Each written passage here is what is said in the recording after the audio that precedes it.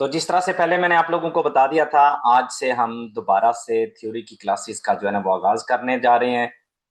कोशिश करेंगे जितनी कम वीडियोस में सारी थ्योरी जो है ना वो उसका खुलासा आपके सामने जो है ना वो रखा जाए। वैसे जो क्वेश्चंस के साथ, हर एक सवाल के साथ उसको एक्सप्लेन करने के लिए ऑब्वियसली हम थ्योरी जो है ना वो उसमें एक्सप्लेन करते हैं। लेकिन यहाँ पे ताकि कोई भी बंदा जब न्यू स्टार्ट करता है तो सारी कॉन्सेप्ट्स उसकी क्लियर हो जाएं, तो उसके लिए हम जो है ना वो ये थ्योरी की क्लासेस जो है ना वो रिकॉर्ड करेंगे। तो बिना किसी ताखीर के आगाज करते हैं चैप्टर नंबर 1 से, जिसमें मेन कॉन्सेप्ट्स हैं या वो चीजें हैं जो कि हमें सारी थ्योरी में हमारे काम आती हैं। किस चीज को क्या कहते हैं और इनकी मतलब डेफिनेशंस। तो सबसे पहले हमें बताया जा रहा है कंडक्टर किसे कहते हैं। कंडक्टर आमतौर पे हम समझते हैं किसी भी गाड़ी के ड्राइवर को कहते हैं, लेकिन यहाँ पे लाइसेंस में ये कॉन्सेप्ट थोड़ा सा और अम्प्लियो है। मतलब ज्यादा, वही बात, आवाज मेरे ख्याल में आप लोगों का कम आ रही होगी। इसको यहाँ पे कर। पहले नंबर पे तो कोई भी किसी भी गाड़ी का persona que maneja la dirección o va al mando de un vehículo। कोई भी बंदा जिसके अंडर किसी भी गाड़ी की डायरेक्शन है तो वो ड्राइवर माना जाता है। लेकिन साथ साथ जो जानवर जो है ना वो लेके जा रहा होता है, मतलब उसके आगे भेड़े हैं, बकरियां हैं, वो भी कंडक्टर का माना जाता है, क्योंकि वो उसके कंट्रोल में है उनको मानेखार करना। और साथ साथ जब प्रैक्टिकल की क्लासें हो रही होती हैं तो वहां पे जो बंदा सीख रहा होता है वो कंडक्टर नहीं होता, बल्कि जो साथ बैठा हुआ होता है वो कंडक्टर होता है। ठीक है, तो ये तीनों चीजें हमारे जहन में होनी चाहिए। एक, कोई भी बंदा गाड़ी, कोई भी गाड़ी चला रहा है वो कंडक्टर है। जानवर जो है ना वो लेके जा रहा है वो कंडक्टर है। या जब बात की जाए गाड़ी की, जो न्यू ड्राइवर होता है तो उसमें जो सिखा रहा होता है वो कंडक्टर होता है। और conductor novel न्यू ड्राइवर किसको कहते हैं? तो इसके लिए है es la persona cuyo permiso de conducción tiene menos de un año de antigüedad y llevará la señal V13।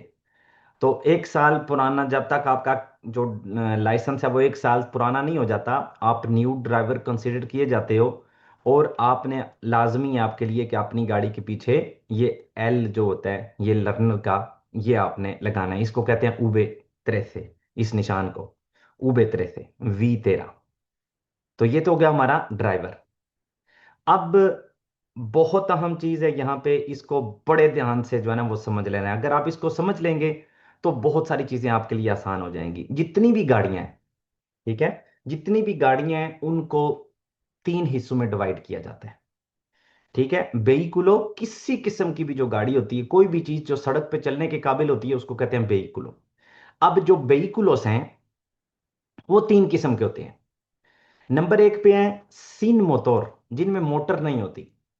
ठीक है, साइकिल हो गया, कोई ट्रॉली हो गई, या जो बैलगाड़ी हो गई, ये होती हैं सिन मोटर। दूसरे नंबर पे आ जाती हैं नो considerados de मोटर।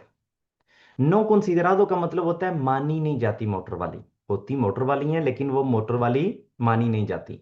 मिसाल, मतलब इनकी मोटर जो कम पावर वाली होती है, सिक्लोमोटर इसमें आ जाएगा, जो छोटा मोटरसाइकिल होता है, स्कूटर होता है।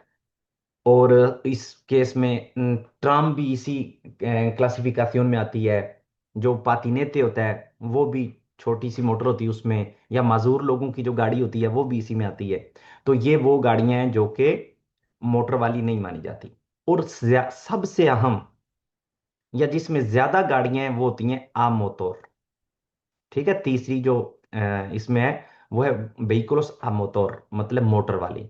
और जो मोटर वाली गाड़ियां होती हैं वो दो हिस्सों में डिवाइड होती हैं। एक होती है ऑटोमोबिलेस, जिसमें जितनी भी गाड़ियां आपके जेहन में इस वक्त आ जाएं वो उसमें इंक्लूड होती हैं, जो हमने ऊपर मेंशन नहीं की। मोटरसाइकिल हो गया हमारा, कार हो गई, कमियोन हो गया, फुरगोनेटा हो गया, पिकअप हो गई, कारवाना होगी, सारी ये गाड़ियां ऑटोमोबिलेस हैं। और दूसरे मोटर वाली गाड़ियां होती हैं व्हीकुलोस स्पेशियलिस, जो स्पेशल गाड़ियां होती हैं। ये वो गाड़ियां हैं जो मतलब जमींदारी काम के लिए होती हैं, या कंस्ट्रक्शन के काम वाली जो मशीनरी होती है वो, या गलियों की सफाई के लिए जो मशीनें इस्तेमाल होती हैं वो। मतलब इनकी खसूसियत ये होती है कि ये तकरीबन कोई भी 40 से ज़्यादा इसकी स्पीड नहीं होती आमतौर पे, और ये बहुत वजनी होती हैं। ठीक है, ये जानना बहुत लाजमी है। एक दफ़ा फिर मैं इसको रिपसार कर देता हूँ। सिन मोटोर जो होती हैं वो साइकिल, ट्रॉली हो गई या बैलगाड़ी हो गई, टांगा हो गया, इनमें मोटर नहीं होती। जो ट्रॉली होती है, जो इसको कहते हैं रेमोल्के। ठीक है, जो साइकिल होता है इसको कहते हैं सीक्लो, vehículo de tracción animal इसको कहते हैं vehículo de tracción animal, trolley को कहते हैं रेमोल्के।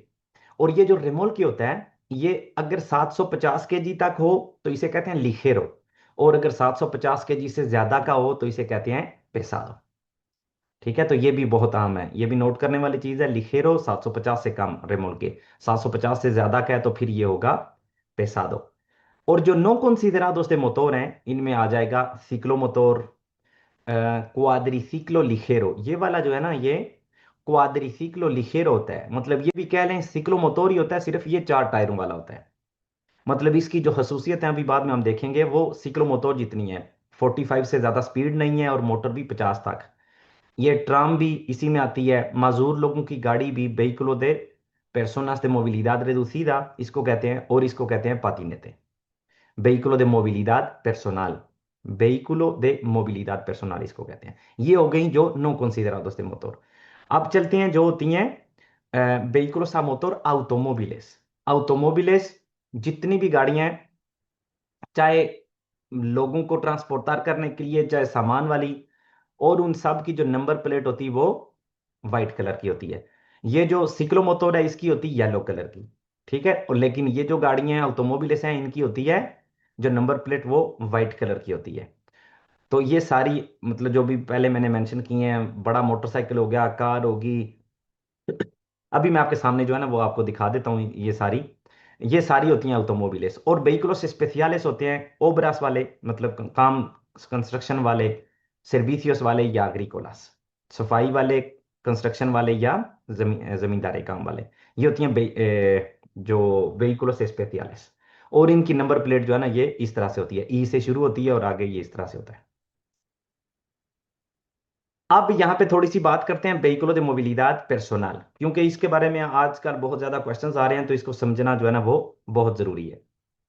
पहली बात तो ये है कि इसकी maximum speed 25 kilometre per hour तक होती है।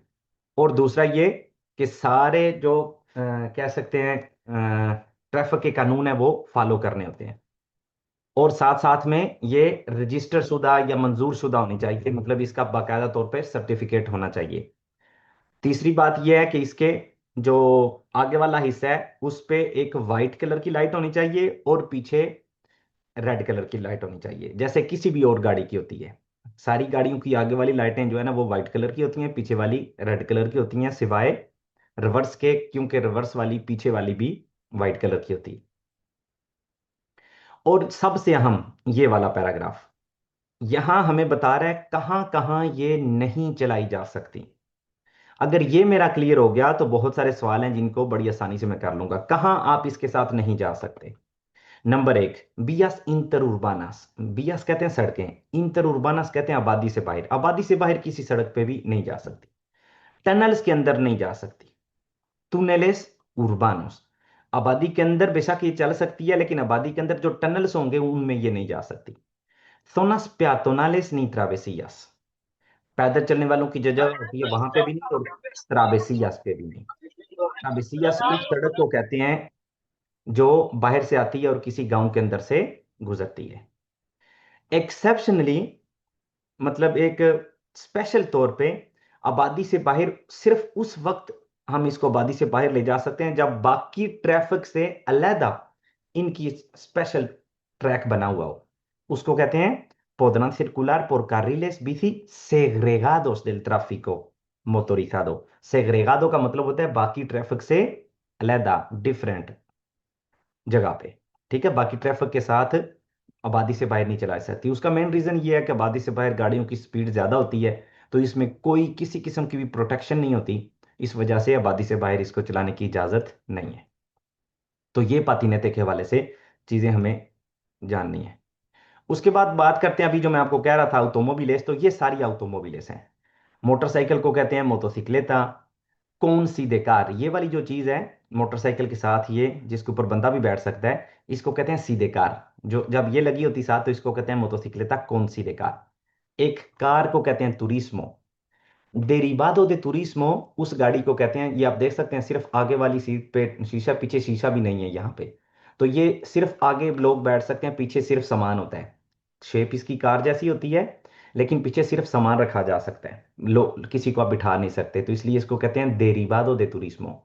ये व्हीकलो मिक्स, तो जिस तरह इसका नाम बता रहा है मिक्स, तो मतलब इस पे पीछे आप सामान भी रख सकते हो, या सीटें उतार के आप बंदे भी बिठा सकते हो। ट्रोलेबूस, ये इस तरह की जो बस होती है इसको कहते हैं ट्रोलेबूस। आउतो कारावाना, ये उसको कहते हैं जिसपे लोग मतलब ट्रिप वगैरह पे जाते हैं, इसके अंदर ही रिहायश सारी जो है ना वो बनी हुई होती है, बेड वगैरह लगा हुआ होता है। तो ये एक तो हमें पता चल गया ये आउतो कारावाना है। दूसरा यहाँ पे इसको हम डिफरेंशियर करेंगे, 3500 केजी से ज्यादा वजनी और 3500 केजी से कम वजनी। वो जब हम स्पीड की जब हम बात करते हैं, तो उसमें हमें ये डिफरेंस जो है ना इसमें करना पड़ता है। क्योंकि जो 3500 केजी तक है, ये एक कार के बराबर इसकी स्पीड होगी। जो 3500 केजी से ज्यादा वजनी है, वो एक बस, एक काम्यून जितनी उसकी स्पीड होगी। लेकिन ये चीजें बाद में देख लेंगे। अभी सिर्फ हमें ये जानना लाजमी है या जरूरी है याद रखना कि इस तरह की जो गाड़ी होती है जिसमें रिहायश वाला सिस्टम होता है, उसको कहते हैं आउतो कारावाना। ऑटोबूस बस को कहते हैं फुरगोन। ये जो फुरगोनेतास होते हैं जिनके पीछे सामान होता है, आगे बैठने के लिए जगह होती है, और इस तरह से ये पीछे सामान वाली जगह होती है। ट्रक तो कामियोन, ये ट्रॉले का आगे वाला जो हिस्सा होता है उसको कहते हैं ट्रक तो कामियोन। पिकअप, इस गाड़ी को कहते हैं डाला। और कामियोन ये मुकम्मल जो होता है, ट्रक तो कामियोन के पीछे जब ये इस तरह से लगी होती है, ट्रॉली लगी होती है सामान वाली, तो इसको कहते हैं कामियोन। वेहिकुलो आर्टिकुलादो, इसको कहते हैं वेहिकुलो आर्टिकुलादो, और इसको कहते हैं ट्रेन de carretera या वेहिकुलो conjunto de vehículos। ठीक है, ये भी डिफरेंस बहुत जरूरी है, क्योंकि एक सवाल आता है उसमें बाकायदा तौर पे हमें इन दो चीजों में डिफरेंस करना लाजमी हो जाता है। जो इस तरह से ये ट्रॉली आपको नजर आ रही है, ये ट्रॉली का इसके अपने टायर सिर्फ पीछे हैं। ठीक है, ये ट्रॉली के टायर सिर्फ ये पीछे वाले हैं। आगे ये आगे वाला जो हिस्सा है इसके, एक ये टायर है और दो ये टायर है। मतलब आधी ट्रॉली जो है ना वो आगे वाले ट्रक तो कमियोन के ऊपर पड़ी हुई है। जब इस तरह से अटैच किया जाता है, मतलब उसके ऊपर रखी जाती है, तो इसको कहते हैं वेहिकुलो आर्टिकुलादो। और जब सिर्फ पीछे से अटैच किया जाता है, जिस तरह से आप देख सकते हैं इस ट्रॉली के साथ ये पीछे वाली अटैच हुई है, उसके ऊपर नहीं रखी गई बल्कि अटैच की गई है, तो इसको कहते हैं कॉन्जुंटो दे वेहिकुलो या ट्रेन दे कार्रेटेरा। ठीक हो गया। तो ये इन सब को हम कहेंगे ऑटोमोबिलेस। जो सिक्लोमोटोर और मोटोसिक्लेटा में फर्क क्या है? सिक्लोमोटोर क्योंकि हमने कहा है नो कंसीडरादो दे मोटोर आता है, वो मोटर वाली नहीं मानी जाती। उनमें फर्क ये है कि जो सिक्लोमोटोर है उसकी मैक्सिमम स्पीड 45 तक रहती है, मतलब उससे ऊपर वो जा ही नहीं सकता। और साथ साथ उसका जो ये मोटर है वो 50 सीसी तक होती है। कोई भी सिक्लोमोटोर, मतलब कोई भी इस तरह का स्कूटर जिसकी मोटर या 50 से ज्यादा हो या उसकी स्पीड 45 से ज्यादा हो, तो उसको कहते हैं मोटोसिक्लेटा। ठीक है, अगर 45 से कम स्पीड है या 50 से छोटी मोटर है, तो वो सिक्लोमोटोर होगा। ये जिस तरह से अभी मैंने आपको कहा है मेरकांसिया, मेरकांसिया कहते हैं सामान, सामान वाली ये गाड़ी है। ये पेर्सोनास और मेरकांसिया दोनों, क्योंकि मैंने आपको कहा पीछे सीटें रख सकते हैं और उतार भी सकते हैं। तो ये है कामियोन और उसके साथ रेमोल के पीछे लगा हुआ है।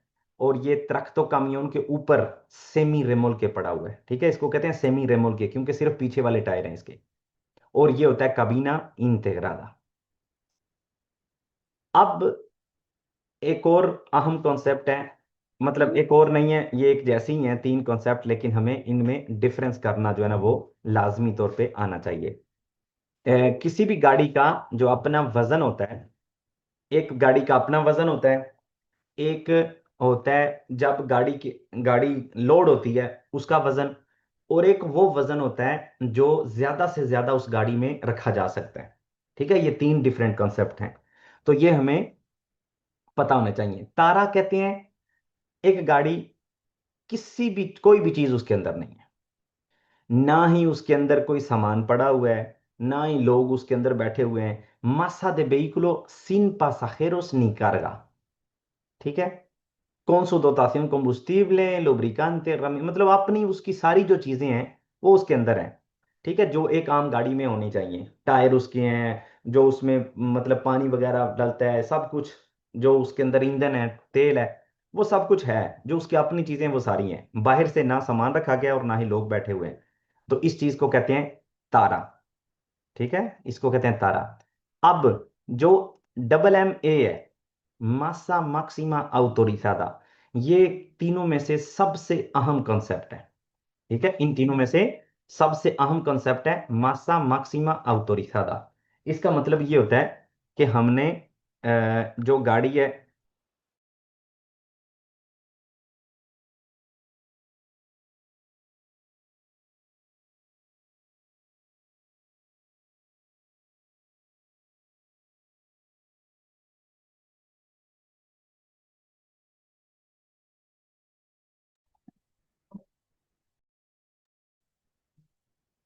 तो जिस तरह से मैं आपको बता रहा था, मासा मैक्सिमा ऑटोरिजादा इन तीनों में से सबसे अहम कॉन्सेप्ट इसलिए है क्योंकि ये बहुत सारे सवालों के, क्वेश्चंस के जवाब का अहम हिस्सा है। जब स्पीड की बात करेंगे, फिर भी का अक्सर हमने देखना है कि गाड़ी का मासा मैक्सिमा कितना है। जब हम बात करेंगे किस ट्रैक पे ये गाड़ी जा सकती है, दूसरे पे नहीं जा सकती, तब भी ये कंसेप्ट होता है।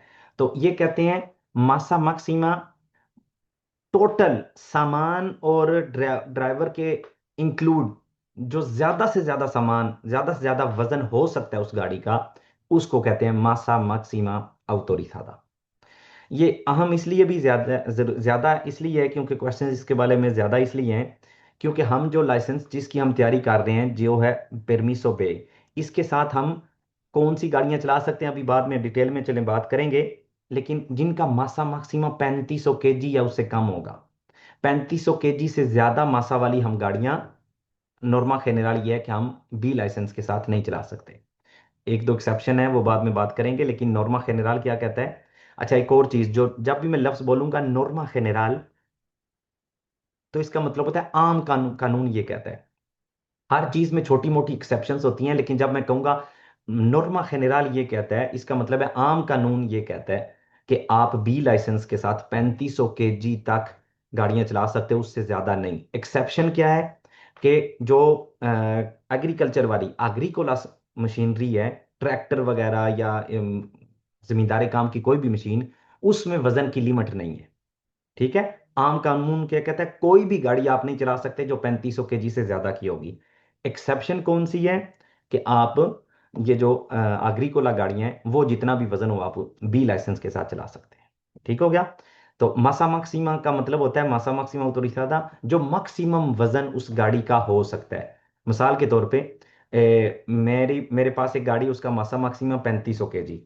अब गाड़ी का अपना वजन कितना है? 2500। कितना मैं उसको लोड कर सकता हूं? तो मैं उसमें उतना लोड कर सकता हूं जब तक वो अपनी लिमिट पे नहीं जाएगी, मासा मैक्सिमा पे नहीं जाएगी। तो अगर 2500 उसका अपना है, तो मैं कितना मैक्सिमम उसमें लोड कर सकता हूं? 1000। ताकि 2500 और 1000 3500 हो जाएगा, और ये इसका मासा मैक्सिमम है। इससे ज्यादा नहीं कर सकता। ठीक हो गया। और मासा इंकारगा, इसका मतलब होता है इस वक्त जो गाड़ी का वजन है। अगर मेरी गाड़ी का अपना वजन है 2500 और मैंने 400 उसमें लोड किया हुआ है, तो मासा इंकार का कितना हो गया? 2900, 2900। मासा इंकार का उस वक्त उसका वजन कितना है? Masa efectiva del vehículo, incluida la masa de carga y de los pasajeros। ठीक हो गया। अब अच्छा, ये जो अभी जिस चीज के बारे में बात कर रहे थे, तारा, मतलब गाड़ी का अपना वजन है 1600, मासा मैक्सिमा इसका 16,000 इसका अपना वजन है। मासा मैक्सिमा इसका 24,000 है। मतलब कितना मैं लोड कर सकता हूं इस गाड़ी के अंदर, कितना सामान, कितने केजी में इसके अंदर सामान रख सकता हूं? तो 16,000 से 24,000 तक कितना होता है? 8,000। इसका मतलब है मैं इसके अंदर 8,000 सामान, 8,000 केजी मैक्सिमम रख सकता हूं। तो अगर मैंने इसमें सिर्फ 4,000 रखा हुआ है, 4 टन रखा हुआ है, तो इसका मासा इंकार का कितना होगा? 16 जो कि इसका तारा है, गाड़ी का अपना वजन है, प्लस 4,000, टोटल हो गया 20 टन, या 20,000 कह सकते हैं आप। अभी भी गुंजाइश है इसमें, कितनी गुंजाइश है? 4,000 की। क्यों? क्योंकि मासा माक्सिमा इसका 24,000 है।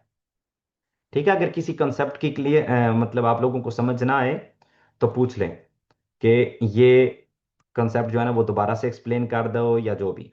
वैसे इसकी रिकॉर्डिंग आपको बाद में वैसे ही मिल जानी है। अच्छा, अब बात करते हैं नॉर्मास जेनेरालिस की। आम तौर पे जो ड्राइविंग पे नॉर्मास या कानून जो यूज होते हैं उनके बारे में डेफिनेशंस हमने देख ली हैं। तो सबसे पहला नॉर्मा ये कहता है, cualquier obstáculo creado en la vía deberá señalizarse con la luz de emergencia y las luces de posición cuando proceda। कोई भी अगर हमारी गाड़ी की वजह से रुकावट बनी हुई है तो वो हमने सेंयालीसार करनी है। सेंयालीसार से का मतलब है उसकी हमने निशानदेही करनी है, इमरजेंसी की लाइटें लगा के, और अगर रात का वक्त है तो पोजीशन वाली भी, पोजीशन वाली भी। उसके बाद कहते हैं, mientras se deja la vía libre se colocará dispositivo de preseñalización V16। कि जब तक हम सड़क के ऊपर रुकावट बने हुए हैं, हमारी गाड़ी सड़क के ऊपर ही है, तो हमने उसकी जो लाइट है वो उसके ऊपर लगा देनी है, जिसे उबेदियसिस कहते हैं।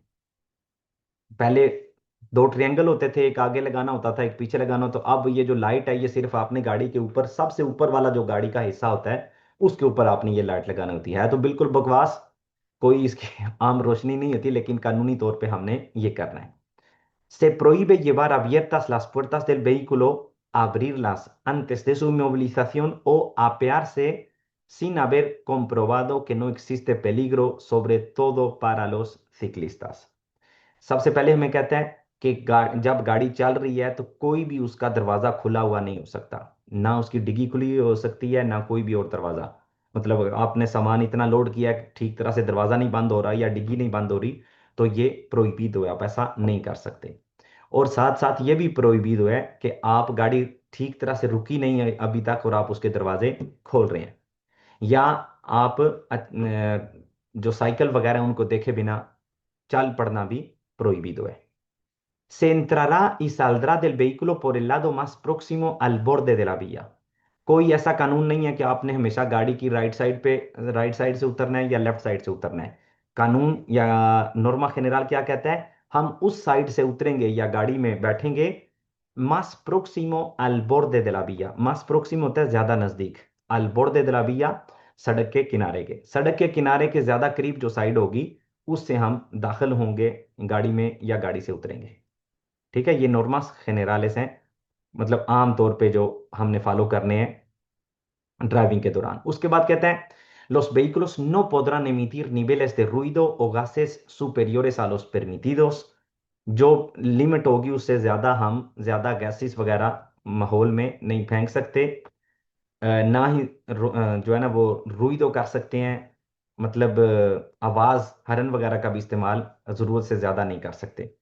और जो अक्सर क्वेश्चन में पूछा जाता है, से प्रोहिबे en todo tipo de vías, हर किस्म की सड़क पे ममनू है la circulación de vehículos a motor, motor वाली गाड़ियों के, ciclomotores con escape libre।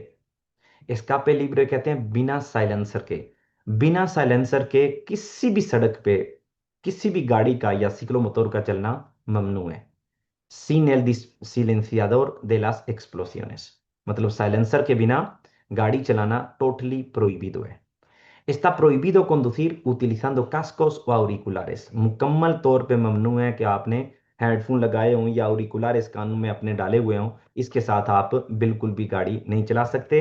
एक एक्सेप्शन है सिर्फ। एक्सेप्शन कौन सी है? excepto durante las prácticas de permiso de moto, motorcycle का आप प्रैक्टिकल कर रहे हो, ya cuando se utilicen dispositivos inalámbricos certificados y homologados con fines de comunicación y navegación। ठीक है, मोटरसाइकिलों पे ये एक एक्सेप्शन है। एक तो जब आप उसकी कर रहे होते हैं, प्रैक्टिकल कर रहे होते हैं, उस वक्त आप लगा सकते हो, या दूसरा बाकायदा तौर पे एक दूसरे के साथ जो, मतलब ऑफिशियल, जो बाकायदा तौर पे मंजूर शुदा हैंड्स फ्री होंगे उनके साथ आए वे एक दूसरे के साथ जो है ना वो रब्ता कर सकते हैं। अक्सर मोटरसाइकिल वाले जब ग्रुपों में जाते हैं तो वो इस चीज का यूज करते हैं। नॉर्मा जनरल क्या कहता है, बिल्कुल किसी किस्म का भी आप कास्को या ऑरिकुलर इस्तेमाल नहीं कर सकते। नॉर्mas generales में ये हैं अभी हम, se prohíbe conducir utilizando el móvil।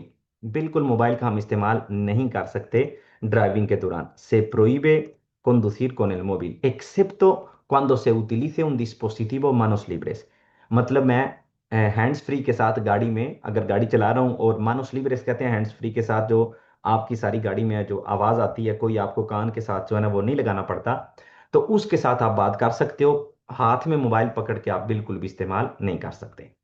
उसके बाद se prohíbe eludir la vigilancia de los agentes mediante detectores o inhibidores de radar o realizar señales a otros usuarios। मुकम्मल तौर पे ममनू है आप के किसी तरीके से आप आपको पता चल जाए, या इस तरह के डिवाइसेस का इस्तेमाल करना जिससे आपको पता चले कि सामने पुलिस का नाका लगा हुआ है, और उसके जरिए आप वहां से जाने से मतलब आप यू टर्न ले लें या वहां से ना गुजरें।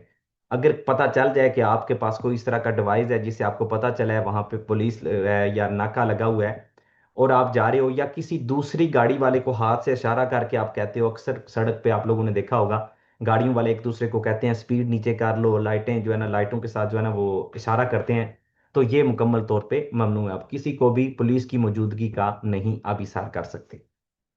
No podrá circular con láminas adhesivas o cortinillas en las ventanas traseras cuando el vehículo lleve los dos retrovisores exteriores। Las láminas adhesivas deben estar homologadas। अच्छा, यहाँ पे कह रहा है से podrá circular, आप गाड़ी चला सकोगे con láminas adhesivas, मतलब अपने जो पीछे वाली गाड़ी, पीछे वाले शीशे हैं गाड़ी के, मतलब पीछे वाली स्क्रीन या पीछे वाले साइडों वाले, वो अक्सर लोगों ने ब्लैक किए होते हैं, लामिनस वगैरह उसके ऊपर लगी होती हैं।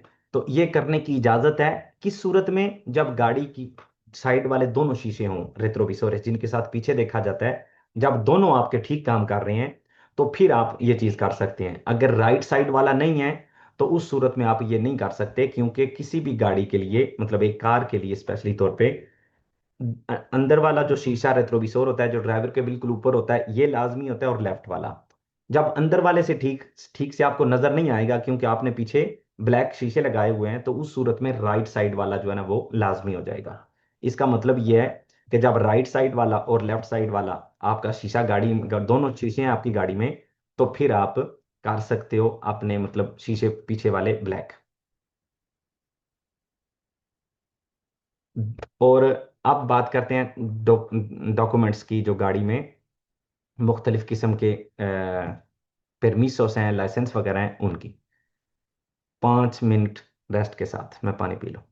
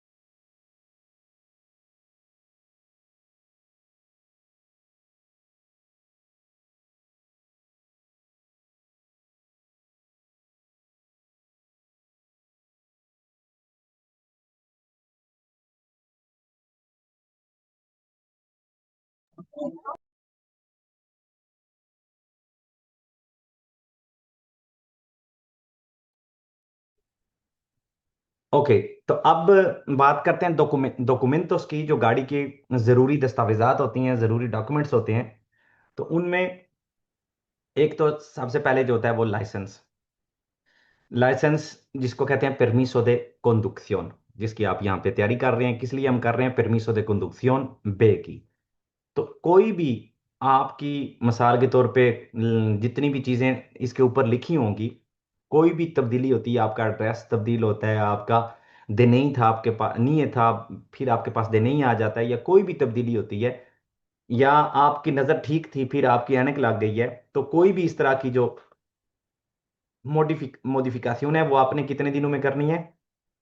15 दिनों के अंदर अंदर। ठीक है, कोई भी तब्दीली होगी लाइसेंस की दातोस की, वो आपने 15 दिन के अंदर अंदर देखे को बतानी है। ठीक है, ये वो चीजें हैं जो कि याद रखने वाली हैं, जो दिन याद रखने वाले हैं। कोई भी बंदा गाड़ी बेचता है तो उसके पास कितने दिन होते हैं? 10 दिन होते हैं देखे को बताने के लिए कि अब ये मेरे पास गाड़ी नहीं है। और जो खरीदता है उसके पास 1 महीना होता है, 30 दिन होते हैं कि वो देखे पे जाके वो गाड़ी अपने नाम पे करवा ले। अगर मैंने बेची है तो मेरे पास 10 दिन है, और अगर किसी ने खरीदी है तो उसके पास 1 महीना है। और इस चीज को कहते हैं परमिसो दे circulación, जो आपकी गाड़ी जो बताती है कि गाड़ी किसकी है। ठीक है, जिसके ऊपर गाड़ी के मालिक का नाम होता है, और गाड़ी का नंबर, मतलब कब मॉडल कौन सा है, या गाड़ी की जो है ना वो चीजें होती हैं, मतलब उससे रिलेटेड कब ये, किस साल का ये मॉडल है, कौन सा मॉडल है, और इसकी सारी कैरेक्टरिस्टिक्स जो होती हैं वो होती हैं परमिसो दे circulación पे। अगर आपसे पूछा जाए कि अगर पता करना हो कि गाड़ी किसकी है, तो हम कहाँ पे देखेंगे? लाइसेंस पे देखेंगे, परमिसो दे circulación पे देखेंगे, या ईटीवी पे देखेंगे? तो जवाब है इसका परमिसो दे circulación पे। मतलब इसकी कोई एक्सपायरी डेट नहीं होती, सिर्फ उस वक्त हमने इसको तब्दील करना होता है जब गाड़ी का मालिक तब्दील होता है, बस। अगर आपने गाड़ी ली है और 20 साल आप उसी गाड़ी के साथ हो तो ये तब्दील करने की जरूरत नहीं होती। उसके बाद आ जाते हैं ईटीवी। ईटीवी होता है गाड़ी की जो आपने हर साल या 2 साल बाद या 4 साल बाद, ये हम अभी देखते हैं कितने साल बाद आपने करवानी होती है। तो जो इंस्पेक्शन करवाई जाती है ताकि आपकी गाड़ी का पता लगाया जाए कि ये सड़क पे चलने के काबिल है या नहीं, तो उसको कहते हैं ईटीवी, इंस्पेक्शन टेक्निका दे वेहिकुलो। ये जो गाड़ियों के स्क्रीन के ऊपर छोटा सा स्टिकर भी लगा होता है, ये होता है ईटीवी का। और चौथा जो डॉक्यूमेंट जरूरी होता है वो होता है इंश्योरेंस, सेगुरो दे रिस्पॉन्सिबिलिडad ओब्लिगाटोरिया। जो लाजमी इंश्योरेंस होती है, ये एक और कह सकते हैं जो लाजमी डॉक्यूमेंट है उनमें से। तो 4 लाजमी डॉक्यूमेंट्स हैं गाड़ी चलाने के लिए: licence, परमिसो de circulación, ficha técnica और seguro de responsabilidad obligatoria। अब जो इंश्योरेंस होती है, जो लाजमी सेगुरो होती है, एक होती todo riesgo। जो todo riesgo होती है इंश्योरेंस, उसमें तो जिस तरह से उसका जो लफ्ज ही बता रहा है, todo riesgo हर किस्म के खतरे पे होती है। वो महंगी होती है, वो आपकी गलती हो या किसी और की गलती हो, जो भी आपकी गाड़ी का किसी वजह से भी नुकसान हो वो कवर करती है। लेकिन जो लाजमी है उसको कहते हैं रिस्पॉन्सिबिलिटी सिविल ओब्लिगाटोरिया। और जो ओब्लिगाटोरिया होती है इसका एक और नाम है, इसको कहते हैं आ terceros। ये जो यहाँ पे आपको नजर भी आ रहा है, आ terceros, इसका मतलब होता है कि मेरी वजह से अगर किसी का कोई नुकसान होता है, या मेरी गाड़ी की वजह से किसी का कोई नुकसान होता है, कोई भी एक्सीडेंट अगर मेरी वजह से होगा, तो ये इंश्योरेंस उसकी जो भी नुकसान होगा वो नुकसान भरेगी। लेकिन इसका ये होता है कि आपकी गाड़ी का जो भी नुकसान होता है ये इंश्योरेंस नहीं भरती। ठीक है, मिसाल के तौर पे मेरा किसी और गाड़ी के साथ एक्सीडेंट हुआ है, मैं गाड़ी चला रहा था, और वो जो दूसरी गाड़ी है उसकी गलती नहीं थी, गलती मेरी है। तो अगर गलती मेरी है, तो उस गाड़ी के अंदर जितने लोग होंगे उनका जितना नुकसान होगा, जो जख्म उनके होंगे या जो भी होगा उनका, वो सारा इंश्योरेंस भरेगी। उस गाड़ी का जो नुकसान होगा वो भी इंश्योरेंस भरेगी। उस गाड़ी के अंदर जो सामान होगा वो भी, उसका भी नुकसान इंश्योरेंस भरेगी। मेरी गाड़ी का जितना भी नुकसान होगा नहीं भरेगी, मेरा जितना भी नुकसान होगा नहीं भरेगी। हाँ, अगर मेरे साथ लोग बैठे हुए हैं और उनको चोटें आई हैं तो वो जो है ना वो कवर करेगी। लेकिन जितना सामान पड़ा हुआ है मेरी गाड़ी में, मेरी गाड़ी खुद या मैं, तो ये इंश्योरेंस जो लाजमी इंश्योरेंस है वो कुबरीर नहीं करती। इसी वजह से इसको कहते हैं आ terceros, दूसरों का नुकसान भरती है बस। ठीक हो गया? अच्छा, अब बात करते हैं ईते उबे। ITV जो मैंने आपको भी बताया, जो इंस्पेक्शन टेक्निका दे व्हीकल्स होती है, तो ये इसकी ना कुछ लिमिट्स होती हैं कि पहले इतने साल गाड़ी को नहीं करवाने की जरूरत, अब इसलिए नई गाड़ी है तो जब फैक्ट्री से जहां बनी है वहां से निकली है तो उसी वक्त तो चेक नहीं होगी, वो वहां पे उसने अपने सिक्योरिटी सारे सिस्टम जो है ना पूरे किए होते हैं। तो उसके लिए हमने क्या याद रखना है, हमने याद ये रखना है कि एक, क्योंकि जो ज्यादा जरूरी हैं या ज्यादा पूछी जाने वाली हैं ये अभी आपके सामने है। एक कार जिसको कहते हैं तुरिस्मो, पहले 4 साल है एक्सेंतो। एक्सेंतो का मतलब है कि इसको कोई भी ईटीओ वगैरह करवाने की जरूरत नहीं है। लेकिन ये 4 साल कब से शुरू होते हैं, जब से इसकी पहली नंबर प्लेट लगती है, जब इसकी नंबर प्लेट लग गई वहां से लेकर 4 साल तक कोई भी ईटीओ करवाने की जरूरत नहीं है। जब 4 साल पुरानी गाड़ी हो जाती है तो फिर हमने ईटीओ करवानी होती है हर 2 साल बाद। कितना अरसा? जब तक गाड़ी 10 साल पुरानी नहीं हो जाती। मतलब मेरी गाड़ी 4 साल की हो गई है तो मैं उसके बाद 4 साल बाद मैं एक करवाऊंगा। ठीक है, पहली मैंने कब करवानी है? 4 साल बाद। दूसरी कब करवाऊंगा? जब गाड़ी 6 साल की होगी। तीसरी कब करवाऊंगा? जब 8 साल की होगी। चौथी कब करवाऊंगा? जब 10 साल की होगी। जब ये 10 साल पुरानी गाड़ी हो गई है उसके बाद हर साल मैंने करवानी है। मास दे 10 años anual। ठीक हो गया? vehículos de mercancías, जो सामान वाली गाड़ियां होती हैं, फुर्गोनेतास कह लें, ठीक है, 3500 kg तक। क्योंकि 3500 kg से ज्यादा तो हम चला ही नहीं सकते, इसलिए हम उनको मेंशन नहीं करेंगे, उनके ऊपर अपना टाइम वेस्ट नहीं करेंगे। 3500 kg तक जो सामान वाली गाड़ियां होती हैं, vehículos de mercancías होती हैं, वो पहले 2 साल एक्सेंट होती हैं। पहले 2 साल उन्होंने नहीं करवाना होता। उसके बाद 2 से 6 साल तक बिएनाल। बिएनाल बिएनाल का मतलब होता है हर 2 साल बाद। और जब 6 से 10 साल तक अनुअल, हर साल। और जब 10 साल से पुरानी गाड़ी हो जाती है, सामान वाली गाड़ी, माल वाली गाड़ी, तो हर 6 माह बाद आपने इसका ईटीओ करवाना होता है। मिसाल के तौर पे मेरे पास एक फुर्गोनेट है, ठीक है, मैं फुर्गोनेट सामान के लिए मैं यूज करता हूँ, 3500 kg तक है, और वो 15 साल पुराना है। तो 15 साल पुराना है तो मैं कितने अरसा बाद उसकी जो है ना वो ईटीओ करवाऊंगा? 6 महीने बाद। अगर वो 9 साल पुराना हुआ तो कितने अरसा बाद? हर साल। और अगर वो 5 साल पुराना है, 2 साल बाद। ठीक है, 6 साल तक बिएनाल, 6 से 10 साल अनुअल, और 10 साल से ज्यादा सेमेस्ट्राल। सेमेस्ट्राल का मतलब होता है 6 महीने बाद, अनुअल का मतलब होता है 1 साल बाद, और बिएनाल का मतलब होता है 2 साल बाद। और एक सेंतो का मतलब है इस्तिस्ना है, जरूरत नहीं है। ठीक हो गया? तो ये होगी हमारी ईत्योपे का। अब जब हम ईत्योपे करवाने जाते हैं, और ये भी बहुत इंपॉर्टेंट कंसेप्ट है, ठीक है, ये अगर हम इसकी भी समझ आ जाएगी तो कम से कम यहां से 15 से 20 क्वेश्चंस इसी स्लाइड से आपको जो है ना उनकी समझ आ जाएगी। जब हम जाते हैं गाड़ी अपनी ईत्योपे करवाने के लिए, समझ लें मेरे पास एक गाड़ी है, 15 साल पुरानी है, तो मैं उसकी ईत्योपे करवाने गया हूं। तो वहां पे 15 साल मैंने इसलिए कहा, पुरानी गाड़ी है तो उसमें कुछ भी हो सकता है। तो नंबर एक, मुझे वो कहेंगे आपकी गाड़ी ओके है। ठीक है, चेकअप करेंगे, ब्रेकें चेक करते हैं, टायर चेक करते हैं, गाड़ी की लाइटें चेक करते हैं, सब कुछ चेक करते हैं और कहते हैं जी ओके है। जब ओके कर देंगे तो इसको कहते हैं फावोराबले। फावोराबले का मतलब है आपको एक स्टिकर दे देते हैं, ये लें स्टिकर, क्योंकि मैंने कहा आपको 15 साल पुरानी थी। तो 15 साल अगर पुरानी है तो नेक्स्ट कितनी देर बाद मैंने करवानी है? एक कार 15 साल पुरानी होगी तो नेक्स्ट कितनी देर बाद? किसी को याद है? साल बाद। साल बाद। तो मुझे वो स्टिकर दे देंगे, अब अगले साल मैं जो है ना वो दोबारा फिर आ जाऊंगा करवाने के लिए। ठीक है, और वो स्टिकर मैंने कहाँ पे लगाना है? El vehículo ha pasado la inspección, se colocará un distintivo en el ángulo superior derecho। जहां पे ड्राइवर बैठा होता है वो लेफ्ट साइड पे होता है, जो ड्राइवर के साथ बंदा बैठा हुआ होता है आगे, उसके सर के ऊपर जो स्क्रीन वाला हिस्सा होगा, उस स्कीना पे, उस कोने पे हम जो है ना वो स्टिकर ईते उबे का लगा देंगे। तो इसका मतलब है फावोराबले हो गई। अब 1 साल बाद आकर मैं दोबारा से ईटूबे करवाऊंगा। दूसरे सिचुएशन जो हो सकती है वो होती है दिस फावोराबले। दिस फावोराबले का मतलब है कि गाड़ी 100% ओके नहीं है। ठीक है, यहां पे हो सकता है इसकी बड़ी लाइट जो है ना वो ठीक से काम नहीं कर रही, इसके टायरों की जो टायरों के अंदर जो सुराख होते हैं उनका जो मिनिमम जो सुराख का जो गहराई है वो 1.6 मिलीमीटर होना चाहिए। तो अगर उससे वो कम है तो आपको कहेंगे नहीं ये आपने तब्दील करना है, दोबारा लेके आए इसको। या आपकी गाड़ी का कोई थोड़ा सा ब्रेक का कोई मसला चल रहा है, वो ठीक से ब्रेक नहीं लगा रही, लगाती है लेकिन ठीक से नहीं लगाती, तो फिर आपको कहेंगे नहीं आप ये ले जाएं गाड़ी, 2 महीने का टाइम है आपके आपके पास, आप इस गाड़ी को चला नहीं सकते लेकिन यहां से आप गाड़ी अपनी वर्कशॉप तक ले जा सकते हो और ये ठीक करवा के ले आओ, सिर्फ हम वो चीज देखेंगे बाकी सब तुम्हारा ओके है। तो मैं जाऊंगा, वो अपनी ब्रेक ठीक करवाऊंगा, वो लाइट ठीक करवाऊंगा और वापस ले आऊंगा। तो ये सिचुएशन होगी दिस फावोराबले। ठीक है, मतलब कि मैं खुद अपनी गाड़ी ले जा सकता हूं वहां तक।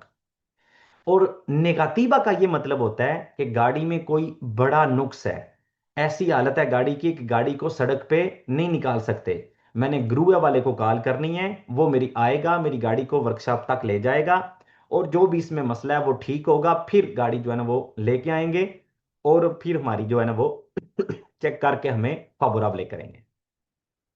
यहाँ पे मेन डिफरेंस क्या है या मेन याद रखने वाली चीज क्या है, desfavorable और नेगेटिवा। desfavorable होती है कि आप खुद जा सकते हो वर्कशॉप तक, और नेगेटिवा का मतलब होता है कि आप ग्रुए वाले के साथ जो है ना वो जाएंगे, वैसे आप अपनी गाड़ी यहां से नहीं निकाल सकते। ठीक है, ये होते हैं रिजल्ट ईटीओबे के। उसके बाद अब आते हैं जो परमिसो बे, जो लाइसेंस बी है, इसके साथ हम क्या कर सकते हैं, कौन कौन सी गाड़ियां इसके साथ हम चला सकते हैं। तो नंबर एक, automóviles de hasta 3500 kg masa máxima। ये बार बार मैं आपको बताते भी आ रहा था, अब यहाँ पे क्योंकि हमारा ये पुन तो ये है, तो उसमें बी लाइसेंस के साथ हम 3500 kg का जो मासा मैक्सिमा है उतनी गाड़ियां चला सकते हैं।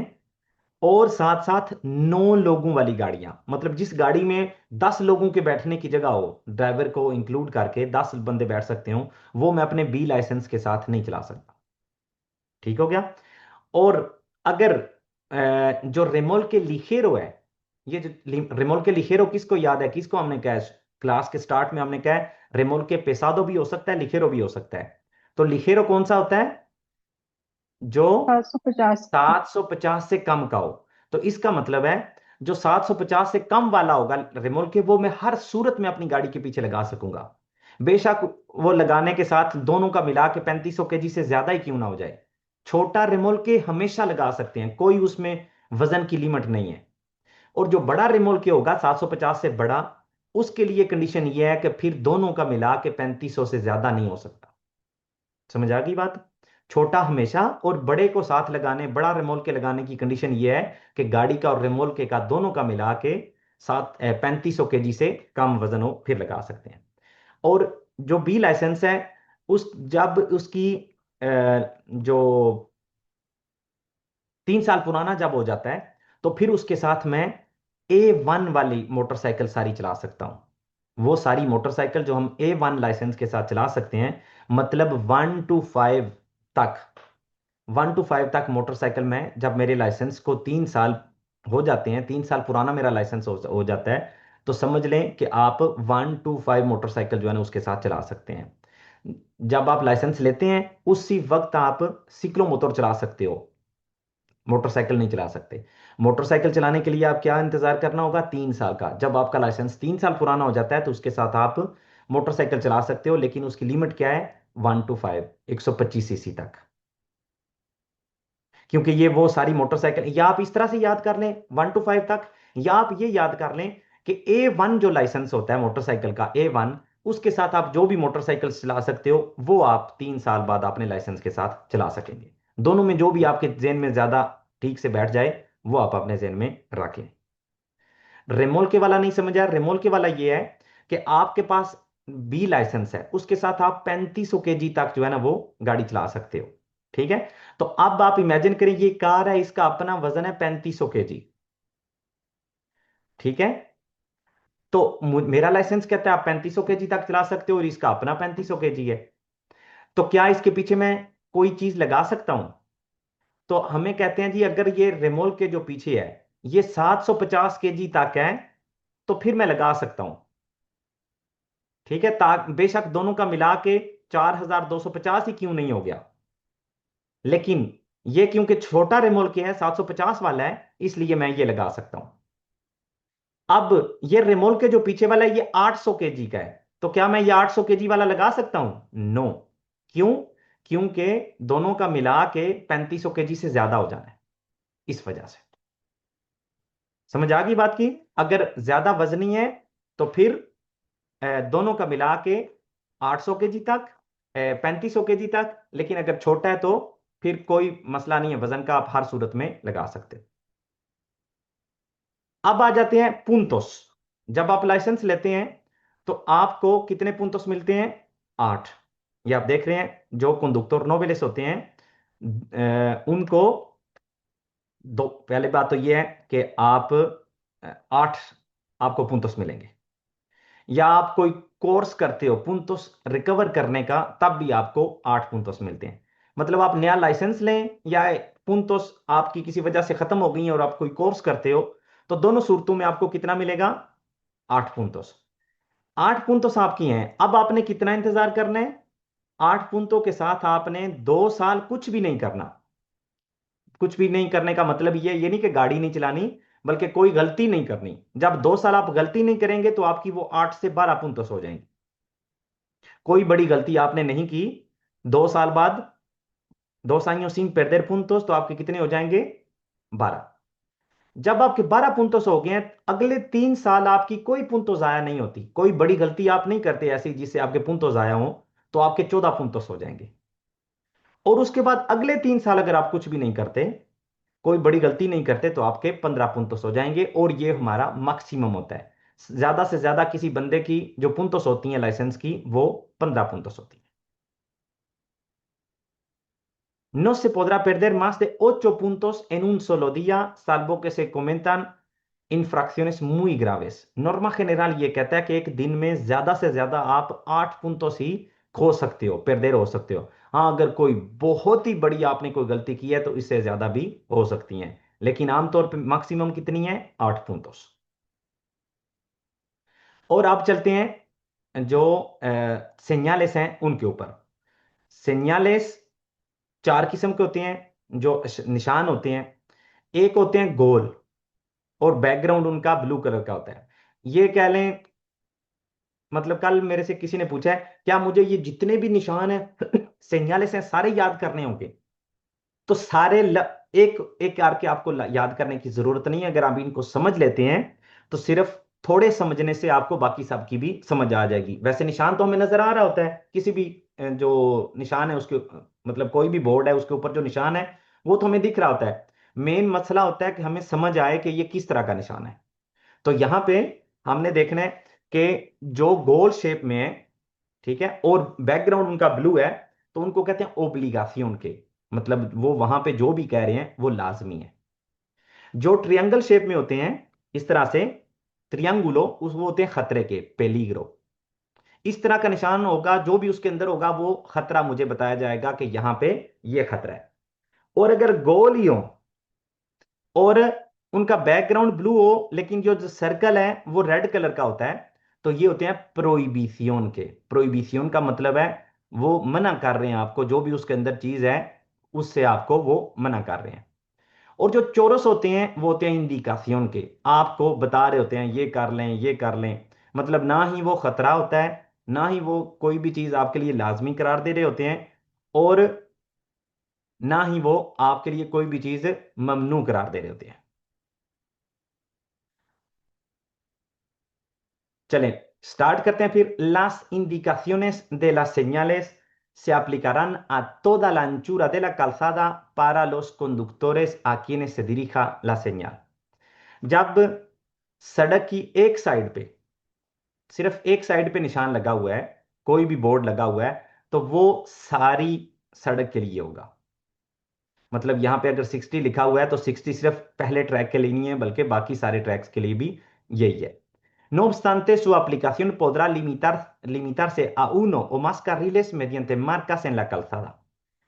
यहां पे ये भी हो सकता है, ये निशान तो मुझे कह रहा है ये सारी सड़क के लिए है। ठीक है, अभी हम सड़क के हिस्से जो है ना वो देखेंगे। ये वाला जो, ये जहां से गाड़ी गुजरती है इसको कहते हैं कार्रिल। ठीक है, ये होता है कार्रिल। एक ये कार्रिल होगी और एक ये कार्रिल होगी। ठीक है, ये इस जहां की दो कार्रिलें हैं। और दोनों का रिलेस वाला ये जो एरिया होता है इसको कहते हैं कालसादा। कालसादा। और ये जो साथ वाला कालसादा से बाहर यहां पे ये जो हिस्सा हमें नजर आ रहा है इसको कहते हैं आर्सेन। अगर उसके ऊपर से गाड़ी गुजर सकती है तो उसको कहते हैं आर्सेन ट्रांसिताबले। अगर वो कच्चा है, गाड़ी नहीं उसके ऊपर से गुजर गुजर सकती या गुजारनी नहीं चाहिए, तो वो नो ट्रांसिताबले होगा। ट्रांसिताबले का मतलब है उसके ऊपर से गाड़ी गुजर सकती है। तो हमें यहां पे ये कह रहे हैं कि ये जो निशान है साइड पे जो लगा हुआ है ये सारी कालसादा के लिए है, मतलब दोनों ट्रैक्स के लिए। हाँ ये भी हो सकता है कि अगर इस कार की स्पीड उन्होंने ज्यादा से ज्यादा 50 रखनी हो तो यहां पे 50 होगा जमीन पे लिखा हुआ, और उसके ऊपर इस तरह से गोल होगा। या यहाँ की अगर उन्होंने स्पीड इससे डिफरेंट रखनी है तो यहाँ पे जमीन के ऊपर जो है ना वो निशान होगा, और वो आपको बता रहा होगा कि इस कलसादा इस कारिल की ये है, बाकी सारे रोड के लिए ये दूसरी है। ये इस तरह से यहाँ पे 60 लिखा हुआ है, इसका मतलब है इस कारिल की जो है ना वो 60 है, बाकी दूसरी साइड पे जो उस सड़क की नॉर्मल है आप उस पे जा सकते हो। उसके बाद si existen semáforos o señales verticales con indicaciones distintas a la derecha y a la izquierda, quienes pretendan girar a la izquierda o seguir de frente deben obedecer las de las situadas inmediatamente a la izquierda. Los vehículos que vayan a la derecha obedecerán al de la derecha. यहाँ पे, और ये muy importante concept है, ये भी समझने वाली है, कोई इसको याद करने की जरूरत नहीं है, सिर्फ हमें इस चीज की समझ आ जाए कि जब दोनों साइडों पे निशान होंगे, चाहे सेमाफोर हो लाइट वाला हो, चाहे वर्टिकलिस हो, ये जो सड़क के साथ लगाए जाते हैं, अगर दोनों साइडों पे है तो मुझे ये पता होना चाहिए कि जो लेफ्ट साइड पे है, सड़क की लेफ्ट साइड पे जो निशान है वो सामने जाने वाले के लिए है और लेफ्ट मुड़ने वाले के लिए है। ठीक है, ये जो लेफ्ट वाला है यहां पे आप देख सकते हैं ये जो स्टॉप का निशान है, ये किसने फॉलो करना है, जो लेफ्ट मुड़ेगा या जिसने सामने जाना होगा। और ये ग्रीन किसने करना है, सिर्फ जिसने राइट मुड़ना है। अगर यहां नीचे वाले स्टॉप वाले, ये निशान स्टॉप वाले और ये है सेदेर एल पासो, ये गिव वे है कि आपने देखना है कोई गाड़ी आ रही है तो ठीक, नहीं तो आप गुजर सकते हैं, और स्टॉप का मतलब है आपने रुकना ही रुकना है। तो किस गाड़ी को स्टॉप जो है ना वो फॉलो करना है और किसको सेदा एल पासो फॉलो करना है, तो सेम जो भी हमने बात की है, जो गाड़ी सामने जाना चाहती है या लेफ्ट मुड़ना चाहती है उसको स्टॉप फॉलो करना है लाजमी तौर पे, और जिसने राइट मुड़ना है वो सीधा अल पासो करेगी, गिव वे करेगी। ठीक है, लेफ्ट वाला सामने और लेफ्ट के लिए, और राइट वाला सिर्फ राइट वाले के लिए। ये भी कॉन्सेप्ट समझने वाला है, अगर समझ आ जाती है तो उसके बारे में जितने भी क्वेश्चन होंगे हमारे लिए करने बहुत आसान होंगे। अब यहां पे आप देखें दो निशान है। ठीक है, एक निशान स्टॉप का और ये सीधा अल पासो का है। ये दोनों एक ही तरह के निशान है। ठीक है, क्योंकि दोनों बोर्ड लगे हुए हैं सड़क के साथ, इनको कहते हैं सेñales verticales। जो इस तरह से बोर्ड लगे होते हैं इनको कहते हैं सेñales verticales। जो जमीन के ऊपर होते हैं उनको कहते हैं मार्कस बियालेस। ये जो लाइट वाले होते हैं इनको कहते हैं सेमाफोरो। जो जमीन के ऊपर चीजें रखी जाती हैं, कोनोस वगैरह रखे हुए होते हैं कि आप इस तरह से मुड़ जाएं, या यहाँ पे कोई पैनल लगा हुआ है जो आपको कह रहा है सामने नहीं आप जा सकते, जो चीजें रखी जाती हैं उनको कहते हैं सेñales de balizamiento। और पांचवी होते हैं पुलिस वाले खुद। अब यहां पे जो चीज समझाने की कोशिश की जा रही है वो ये है कि जब हमें एक ही तरह के दो निशान नजर आएंगे, ठीक है, एक ही तरह के, तो हमने किसको फॉलो करना है। तो हमें कह रहा है जब एक ही तरह के दो निशान, दो बोर्ड आपको नजर आ रहे हैं, तो आपने किसको फॉलो करना है। तो हमें कह रहे हैं इन caso de contradicción, मतलब एक दूसरे से उल्ट बता रहे हैं, entre señales del mismo tipo, एक ही तरह के अगर निशान है तो आपने फॉलो करना है la más restrictiva। ठीक है, जो ज्यादा रिस्ट्रिक्शन वाला होगा आपने उसको फॉलो करना है। यहां पे सीधा एल पासो, इसका क्या मतलब है, इसका मतलब है आप आए, अगर कोई गाड़ी आ रही है तो रुके, नहीं तो आप गुजर जाएं। और स्टॉप का मतलब है गाड़ी आ रही है या नहीं आ रही, आपने रुकना ही रुकना है। तो दोनों में ज्यादा रिस्ट्रिक्शन वाला कौन सा होगा, स्टॉप। इसका मतलब है मैंने स्टॉप को फॉलो करना है। ये कब होगा, जब सारे निशान मतलब दोनों एक ही तरह के निशान होंगे। एक ही तरह से क्या मुराद है, एक ही तरह से ये मुराद है कि जितने भी निशान हैं उनको 5 कैटेगरीज में डिवाइड किया गया है। नंबर एक, आखेंतेस। आखेंतेस होते हैं जो पुलिस वाले, ट्रैफिक पुलिस वाले जो होते हैं वो, या सड़क पे काम करने वाले, जो जब इंसान सड़क पे खड़ा हो और आपको इंडिकेशंस दे रहा हो तो कहते हैं जी ये हैं आखेंते। नंबर दो पे, नंबर दो पे आ जाता है बालिसामियंतो। बालिसामियंतो वो होते हैं जो जमीन के ऊपर कोई भी चीज पड़ी होती है और आपको बता रही होती है यहां से इस तरफ मुड़ जाएं, यहां से इस तरफ मुड़ जाएं, या यहां से आप आगे नहीं जा सकते, कोनोस पड़े होते हैं, आपको गाइड कर रहे होते हैं। इनको कहते हैं सेñales circunstanciales या de balizamiento। नंबर तीन पे आ जाते हैं सेमाफोरोस। सेमाफोर होता है ये जो लाइट वाले इशारे होते हैं, इनको कहते हैं सेमाफोरोस। नंबर चार पे आ जाते हैं बेर्टिकालेस। बेर्टिकालेस होते हैं ये जो सड़क के साथ इस तरह से बोर्ड लगे हुए होते हैं, इनको कहते हैं बेर्टिकालेस। और नंबर पांच पे आ जाते हैं मार्कस बियालेस। मार्कस बियालेस का मतलब होता है जो जमीन के ऊपर लगे हुए होते हैं निशान। ये जो निशान अगर यहां से आपको कह रहा है आप राइट मुड़ जाएं, तो इसका मतलब है ये एक मार्का बियाल है, जमीन के ऊपर जो निशान लगा हुआ है। ये जो बोर्ड है, स्टॉप का निशान है, ये है बेर्तिकाल। और ये जो इशारा है ये है सेमाफोरो। अगर यहाँ पे कोई चीज, यहाँ पे चीजें पड़ी हुई होती जो कह रही हो कि आप सामने नहीं जा सकते, इस तरफ मुड़ना है, तो वो ना था बालिसामिएंतो या सिरकुंस्टेंशियलिस। और अगर यहाँ पे कोई पुलिस वाला होता या कोई भी सड़क पे काम करने वाला होता जो आपको कह रहा होता यहाँ से राइट मुड़े, तो वो होना था अखेंतेस। तो ये तरतीब है। सबसे पहले आपने किसको फॉलो करना है? बेशक बाकी हर चीज उसके उल्ट बता रही हो, अगर पुलिस वाला आपको कुछ कह रहा है, कोई भी बंदा वहां के खड़ा हुआ आपको कह रहा है बाकी हर चीज के उल्ट कह रहा है, तो आपने उसी को फॉलो करना है। सबसे पहले हमने फॉलो करना है अखेंतेस को। जो अखेंते कह रहा होता है वो सबसे ऊपर है। अगर अखेंते नहीं है तो दूसरे नंबर पे आ जाती बालिसामिएंतो। ठीक है, जो टेम्पररी चीजें रखी जाती हैं सड़क के ऊपर, सिरकुंस्तांसियालेस या बालिसामिएंतो, तो हमने उसको फॉलो करना है। तीसरे नंबर पे वैल्यू बनती है सेमाफोरो की, ये जो लाइट वाला इशारा होता है, मतलब जो ये कहेगा उसकी फोकियत बेर्तिकाल और मार्का बियाल से ज्यादा है। नंबर चार पे आ जाता है मार्का मार्का बेर नंबर चार पे आ जाता है सेñales verticales, ये जो बोर्ड सड़क के साथ लगाए जाते हैं। इस जो ये कह रहा होता है उसका जो जमीन पे निशान है उससे ज्यादा उसकी अहमियत है। और सबसे कम अहमियत किसकी होती है? जो सबसे लो कैटेगरी में आता है वो होता है मार्का बियाल। तो अब यहां पे लेफ्ट साइड पे तो हमें यह कहा जा रहा था कि जब एक ही तरह के हैं, ये दोनों नंबर चार हैं, ये भी मार्का बियाल है और ये भी मार्का बियाल है, अब दोनों एक ही टाइप के हैं, तो हमने किसको फॉलो करना है? जो ज्यादा रिस्ट्रिक्शन वाला होगा। लेकिन अगर यहां पे इस केस में एक स्टॉप है और एक ये इशारा है, सेमाफोरो है, तो हमने किसको फॉलो करना है? जिसकी अहमियत ज्यादा है। तो इस एक दो तीन चार पांच में ज्यादा अहमियत किसकी है? सेमाफोरो की, क्योंकि ये नंबर तीन पे आता है और ये नंबर चार पे आता है। तो पहले हमने तीन वाले को फॉलो करना है, बाद में हमने चार वाले को करना है। तो अगर distinto tipo हैं, en caso de contracción entre distinto tipo, क्योंकि यहां पे ग्रीन सिग्नल आपको नजर आ रहा है, नीचे स्टॉप भी है, तो आपने किसको फॉलो करना है? प्रेवालेcerá la señal prioritaria, जो उस लिस्ट में ऊपर होगा, जिसकी प्रायोरिटी होगी। किसकी है यहां पे? सेमाफोरो की। तो आपने ग्रीन सिग्नल को फॉलो करना है। तो ये दो बहुत बहुत ज्यादा इस्तेमाल होने वाले कॉन्सेप्ट हैं। इनको अगर पहली दफा सुनने में आपको समझ नहीं आई तो दोबारा से इसको समझ लें, क्योंकि ये बहुत जरूरी है। ये अभी जो मैं आपको दिखा रहा था वो ये तरतीब है। सबसे पहले है señales y órdenes de los agentes de circulación, जो पुलिस वाले कहेंगे वो सबसे पहले है। नंबर दो पे señalización circunstancial या de balizamiento। नंबर तीन पे सेमाफोरो। नंबर चार पे señales verticales। और नंबर पांच पे marcas viales।